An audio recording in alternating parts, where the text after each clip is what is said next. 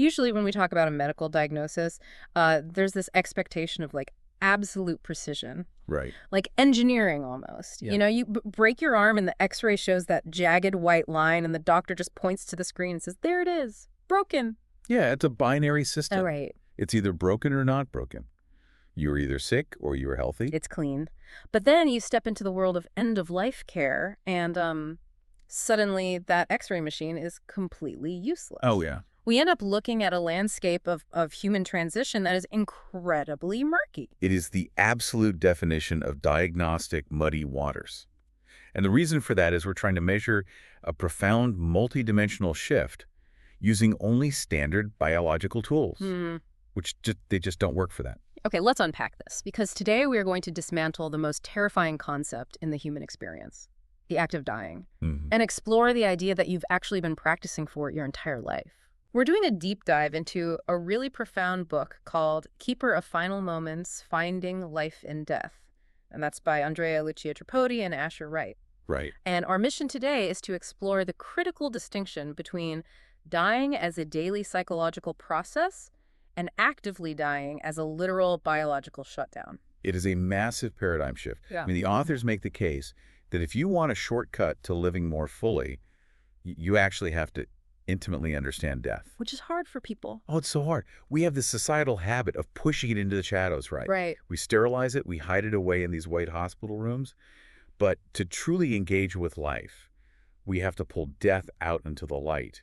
And Tripodi and Wright set the stage beautifully right in the beginning of the book. Yeah, I love how they start it. As the text states, you're about to embark upon a soulful, courageous, and multidimensional exploration of what it means to live, love, and die consciously without fear. Which honestly sounds impossible until you start reading their framework. Because to remove that deep-seated fear of the physical end of life, the book argues that we first have to recognize how often we've already died. Exactly. The core philosophy here is that every day is a dying day. Every day. Yeah. We are conditioned to view death as a single terminal event right at the very end of our timeline. But the authors argue that we experience constant microdeaths. Microdeath. Yes. Your physical body might survive, but the person you were at 3 years old or 13 or 30, that person is gone. And not just aged, but genuinely gone. Like the beliefs they held, the relationships that defined their daily routine, the roles they played, those have all passed away. Exactly. But I struggle with this a bit. Because why is it so hard to let those old versions of ourselves go? I mean, if it's a natural process, why does it feel so painful when a chapter of our lives ends? Well, this raises an important question. What exactly is resisting that change? Right. According to the book, it's the ego. The text explains that the ego thrives in what they call the third dimension. Now, to strip away the spiritual jargon for a second, what they mean by the third dimension is the purely physical, measurable world built entirely on duality and comparison. Like good and bad. Right. Right versus wrong. Success versus failure. So a world of labels, basically. Precisely. The ego defines itself exclusively through these contrasts and roles. So you say, I am a parent, I am a professional, I am a success. Yeah. And because the ego is constructed only of these temporary roles, it is terrified of these daily micro-deaths. Because it thinks it's dying. Yes, it views losing a job or changing a core belief not as growth, but as an existential threat. To the ego, losing the role means losing existence. That makes a lot of sense, actually. The authors use that analogy of a snake shedding its skin. Yes, that's a great one. Right, like a snake doesn't sit around mourning its old scales. It sheds them out of absolute biological necessity because it's growing. Right. And if it didn't shed that skin, it would be literally suffocated by its own past constraints. And the authors argue we have to do the exact same thing psychologically and emotionally to make room for new growth. You know, it makes me think of updating a smartphone's operating system. Oh, yeah.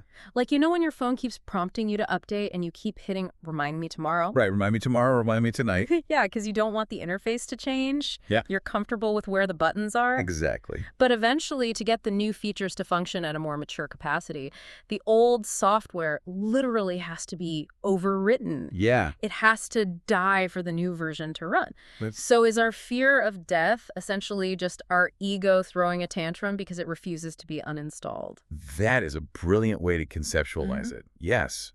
When a relationship ends or you realize a long-held belief is wrong, your ego registers that uninstall as a death. Wow. And the text urges us to recognize these moments not as permanent losses, but as necessary transformations. The argument is that if we can learn to navigate these micro-deaths gracefully, we are practicing the art of letting go. We're rehearsing. We practice realizing that our core consciousness is what remains after the temporary software is wiped. Okay, but if our emotional selves are shedding these skins constantly throughout our lives, then what happens when the physical body initiates its final literal shed? Like, how does the biology actually reflect that process of letting go? Right, so this is where the book moves from the concept of daily dying Wow. into the strict biological progression known as actively dying. Actively dying. Yeah. And what Tripathi does so well here, having spent decades as a caregiver and a, quote, keeper of final moments at the bedside, is she grounds this process in mechanics. Okay. It isn't just a sudden chaotic stop. It is a highly systemic, beautifully orchestrated shutdown of the physical vessel. Which really strips away the Hollywood drama of it all. Oh, totally. In movies, death is always sudden or there's a dramatic gasp. But the text breaks down the raw biology starting days or even weeks before passing. Like the person begins to sleep much more. But it's not just fatigue, is it? No, it's an involuntary triage system. Triage. Right? The brain recognizes that the life force, the energy reserves, they're withdrawing. So it begins to systematically power down non-essential systems to conserve whatever energy is left for the transition. Okay. And the organs shut down in a very specific sequence. And the stomach goes first, which, as the text points out, is incredibly hard for families to watch. It is deeply counterintuitive to our caregiving instincts. I mean, we feed people to show we love them, but biologically it makes perfect sense. The digestive system requires an enormous amount of metabolic energy to process food. Oh, sure. So as the body enters triage, the brain simply cuts power to the digestive tract.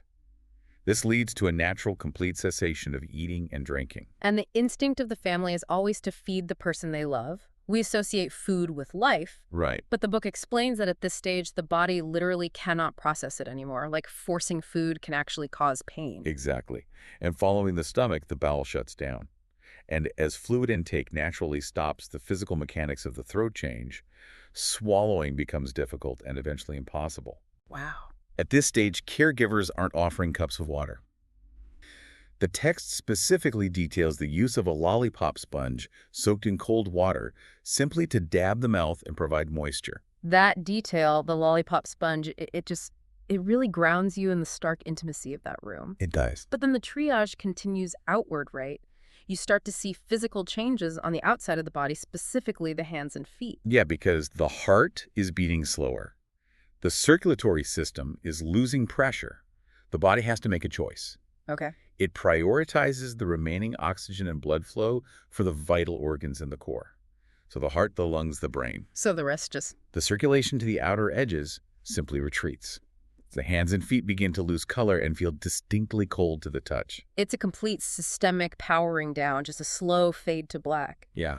But here's where it gets really interesting. Because amidst this slow, steady decline, there's this phenomenon that defies all the biology we just talked about. Yes. About a week or two before passing, the dying person often experiences a massive, inexplicable surge of energy.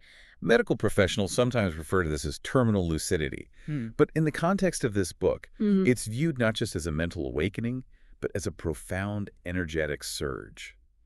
And the bedside anecdotes Tripodi shares are startling. Startling is the word. I read these and just had to pause. Yeah. She talks about a 93-year-old woman who was completely bedridden. Oh, the bathtub story. Yes, hospital bed rails up deep in the actively dying process, organs shutting down. And suddenly she somehow gets herself out of the bed over the rails and climbs into the bathtub. Tripodi literally found her sitting in the tub. It's a complete behavioral anomaly. Yeah. She also shares the story of a 103-year-old man named Irwin. Irwin was entirely dependent on care, yet one day, out of nowhere, he was found sprinting stark naked down the hallway of his apartment building. Sprinting at 103. Yeah. And there was also the 88-year-old woman who hadn't been able to walk on her own for a long time, and suddenly she mustered the strength to sit straight up, grab her walker, and start moving. But wait, the skeptic in me has to ask, isn't that just a biological reflex? Like an adrenaline dump as the brain loses oxygen? Like, how does the book differentiate between a strange medical anomaly and something more profound? That is the exact tension the book explores. Okay. A purely biological adrenaline dump typically results in chaotic, uncoordinated movement. So tremors, grasping, or basic reflexes. Right, thrashing around. Exactly. But what Tripodi documents are highly coordinated intentional actions. Getting over bed rails, operating a walker, sprinting down a hall. If we connect this to the bigger picture, Tripodi argues that this surge is not a medical recovery, nor is it just a random firing of dying neurons. Because their organs are still shut down, they still aren't processing food or water. Exactly. The physiological vehicle is broken. From the author's perspective, this is the soul's final concentrated burst of life force before the physical shedding is complete. Oh, wow. It's as if the consciousness is gathering all its remaining momentum to prepare for the transition out of the physical form. So rather than an engine randomly revving before it dies, it's more like a receding tide. Oh, yeah. Like the water draws back from the shore, exposing the sand and gathering all that mass together into one final concentrated wave before releasing. That's a beautiful, grounded analogy. It's the energy pooling one last time. And following that incredible energetic surge, the tide goes out. The continued shutdown of the organs pushes the body to its absolute final threshold. But if the body spends that gathered energy in the surge, what is left for the actual moment of transition? Well, Which brings us to the sensory reality of the final breath. Again, the book strips away the cinematic dramatization and gives us the clinical yet profound reality of what this looks and sounds like. in those final hours, the breathing pattern fundamentally changes. The breaths become incredibly sporadic. A person might inhale, and then the caregivers will watch as up to 120 seconds pass before the exhale comes. 2 full minutes of waiting for a breath? Yeah. That has to feel agonizing for the family sitting by the bed. It stretches time in a way that is hard to articulate unless you've been in that room.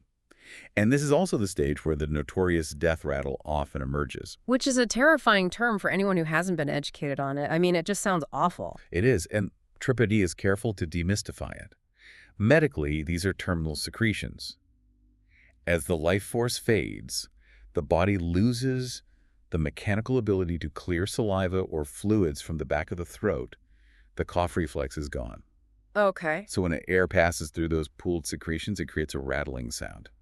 It sounds alarming, but the text clarifies it is entirely mechanical. It's not a sound of pain or choking. It's just air moving over liquid in a vessel that is no longer maintaining itself. Right. And then the very end, the heart takes its last beat. Sometimes the text notes the eyes will open right at the very end, and the breath, this is the part of the book that completely stopped me in my tracks. Oh, I know what you're going to say. To quote the text exactly, the final breath is an exhale. It is not an inhale. It seems obvious when you hear it, but we rarely think about the actual mechanics. No. When the heart stops pumping, the muscles lose their energy source. They cannot contract to pull the diaphragm down. The lungs themselves are passive. So the final action of the human body isn't an active draw of air. It is the natural elastic release of the lungs.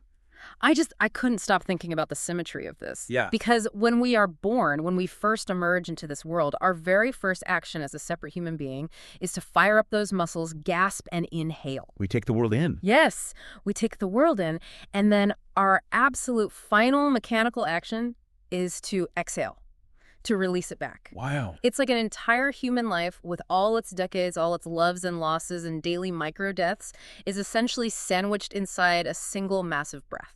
That is a staggering framework. It really is. The inhale is the arrival, the gathering of experience. The exhale is the departure, the release of everything gathered. But Tripodi poses the ultimate question based on her bedside observations. Yeah. Where does that exhale go? It doesn't just evaporate. Not according to the book's framework. The author's philosophical stance is that the final exhale is the vehicle. The vehicle. Yeah, it carries consciousness out of the body. The life force, the essence, whatever term you prefer, rides that final physical release out of the biological vessel. Which, if you accept that premise, it completely shifts the perspective on what is actually happening in that hospital room. Completely. As the book states, while physical death takes place, the soul remains eternal. Through this lens, death is not a permanent end. It is a transformation of state. The energy simply changes form, moving beyond the detection of our 5 physical senses. And this is where the distinction between the person dying and the people witnessing it becomes the most crucial part of the whole text. Right. Like if the person transitioning is just stepping out of a borrowed, broken biological suit, moving on to a different state of consciousness, then the pain, the horror we associate with death, Yeah. they aren't experiencing that. No. Tripodi argues that the pain of death is exclusively experienced by the witnesses. The person transitioning is experiencing a release from the constraints of failing biology. Yeah. The ones left in the room are the ones experiencing the void, the absence, the finality of that physical form. We project our own grief onto the dying, assuming they are suffering a terrible dark end, when from the author's perspective, they are simply moving forward. So what does this all mean? If we take a step back and look at everything we've unpacked today, from the daily micro-deaths of our egos throwing tantrums over changing identities, to the highly structured biological triage of organs shutting down to the final peaceful exhale, it seems the entire mission of this book is to replace fear with mechanics and meaning. That is precisely the goal. By understanding the mechanics of actively dying, why the stomach shuts down, why the breathing pauses the reason for the surge, we demystify the process. We replace the horror movie tropes with a profound sense of natural order. Yeah. And by acknowledging that we practice death every day when we let go of our past selves, we realize that transition is just the fundamental nature of existence. It replaces terror with a sense of peace. It's just the final shed of the snake's skin. And ultimately, the most profound takeaway from a book about death is how it instructs us to live. Right. The text offers this final piece of wisdom. What truly matters is how deeply you engage with the living moment, how fully you listen to the language of your body, your spirit, and the silence that holds it all. Because if you aren't terrified of the end, you don't have to hold on so desperately to the middle. Beautifully said. You can just be. Which wraps up our deep dive today. But before we go, I want to leave you, the listener, with a question to chew on. Think back to that idea of shedding skins. If you treated your current identity as something you were just borrowing a temporary skin, you will eventually have to shed. What part of you would you be willing to let die today to make room for who you are becoming tomorrow?